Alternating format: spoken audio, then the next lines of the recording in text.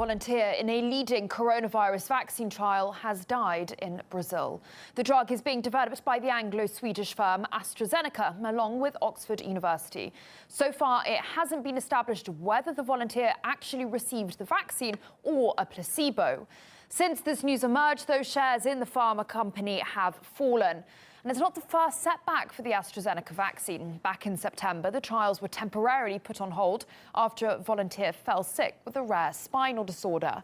This time, however, the trials will continue without delay. Following careful assessment of this case in Brazil, there have been no concerns about safety of the clinical trial, and the independent review, in addition to the Brazilian regulator, have recommended that the trial should continue.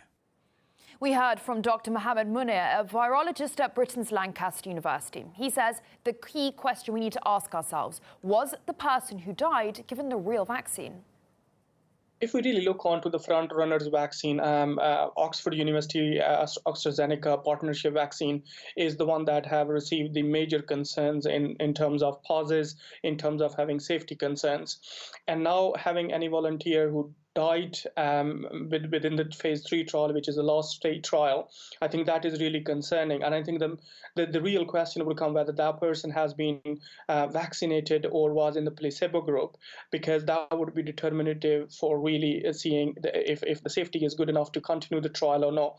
But looking really onto the trial continuation, because Brazilian government approved to carry on the trial, meaning that probably the person has been in the placebo group. But again, the question is that whether the transparency in providing all that information publicly is maintained or not, because if it isn't, it's really hard to interpret what really is the actual situation on ground.